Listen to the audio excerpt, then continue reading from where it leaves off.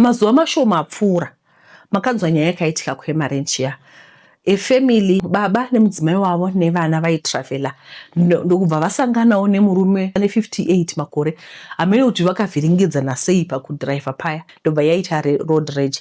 Tose tinoziva kuti yakazopera sei. Mudzimai vakatukana mudzimai anga aripo paroad rage ipapo unenge uchori part of it ka. Ndobva mai vainda mumota vakandotora pfuti, vatora pfuti vakadzoka vakapa murume ndokubva ashudha pasi.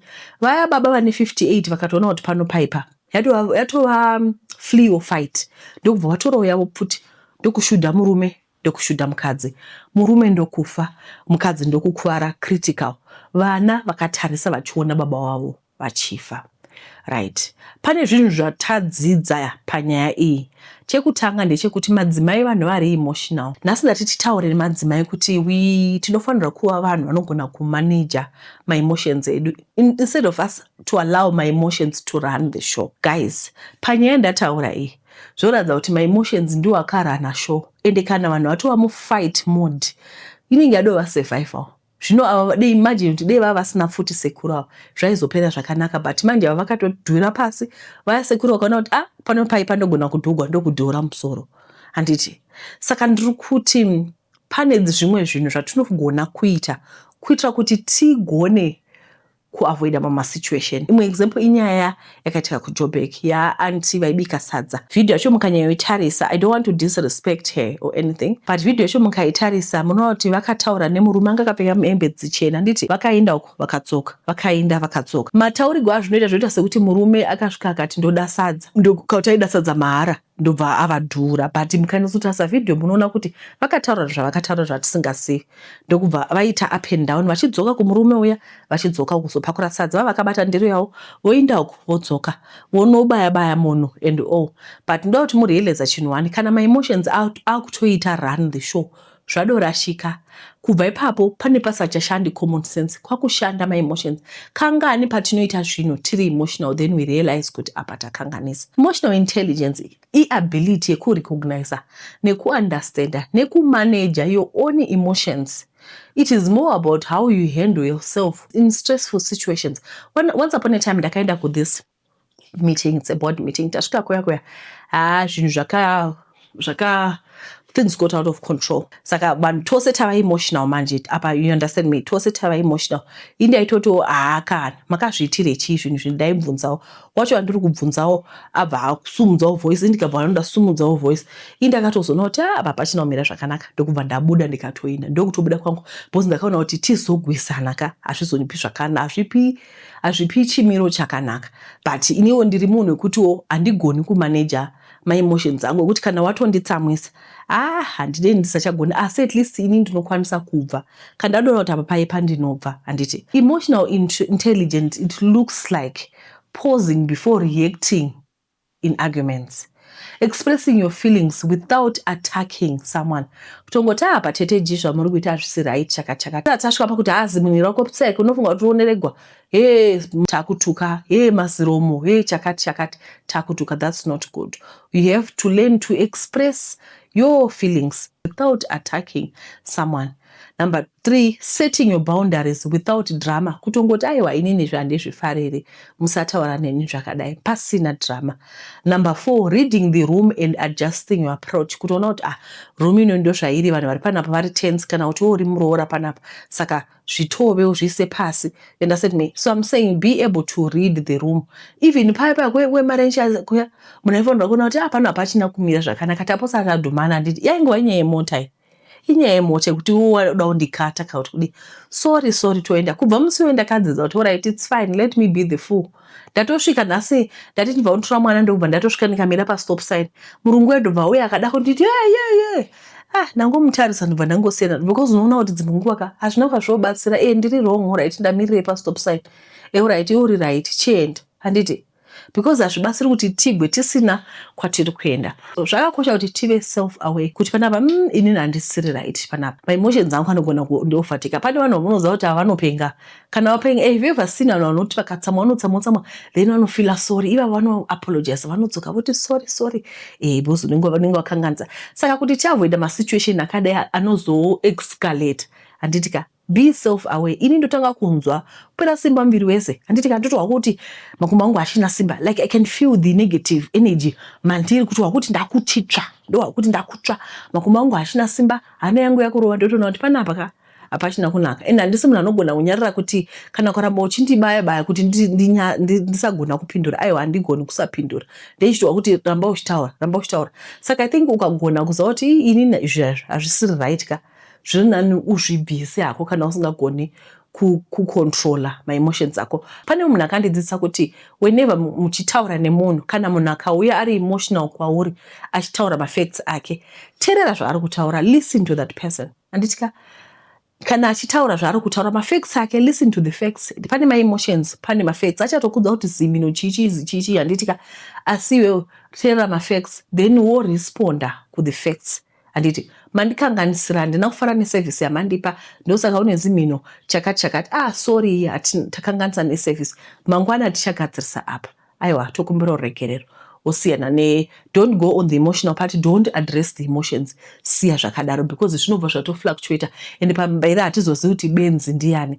Ndakaona this other day ndakaenda kufood lovers, ndakaona mukadzi pekutanga ndaitofunga kuti vanhu vanoshanda vava vari pakuona vachitaura pandakazongoona voice ratoenda mudenga. Akutoti chicken yakaora, yawe ari kupengera chicken yakaora, yes yakaora, but the way ari kuita boss achagoni control my feelings ake, my emotions ake, ndiyo isiso matangoti ibenzi romukadziri tobva taenda. Saka iwewe vanhu vanosvora iwewe kazhinji kacho. I think you've had a example yekuti kana benzi rikasvika rikatora hembe dzako uchigeza iwe unorimhanyisa here, vanhu vanomhanyisa vada hembe dzavo, but isusu kana takatarisa isusu tisingazivi nyaya toti kudi toti benzi ndiye ari kumhanya akashama. Anditi pambachona iwewe be the bigger person.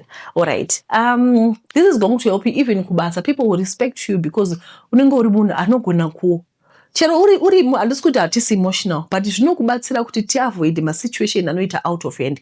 I'm going to give you an example scenario number 1 yekuti unotumira munhu message, tongoti munhu unoda naye your partner, womutumira message, blue ticker, ogara 4 hours 5 hours 6 hours asina kupindura.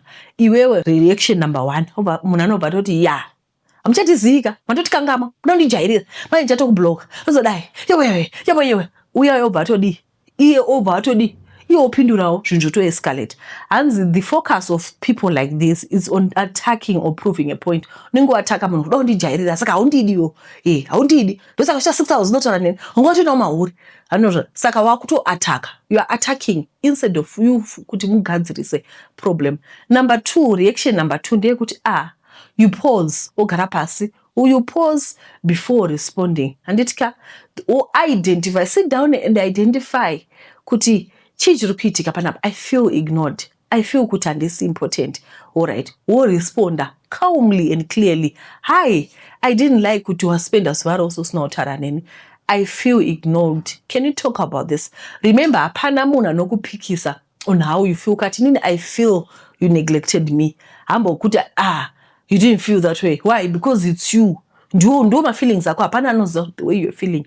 Anditi zviri kuitika ndezvekuti pa reaction A na reaction B zveshuwa zvakubata kuti munhu haana kupindura the whole day, but apa wagara pasi and ukapoza, because mungu unomhanyira kuataka munhu kuti usewanga usingapindura mesifoni yangu, izvo munhu anga ashora pamawana, munhu anga asungwa, kautanga ari busy, kautanga asina nguva, kana kuti munhu anenge atoita accident, iwe uda kutoataka munhu. Anditi saka let's sit down and stop rushing into conclusions as vakadzi, because izvi zvinoti affecta outcome inozoitika ndekuti pane clear communication, high chances of being understood, and you stay in control of yourself.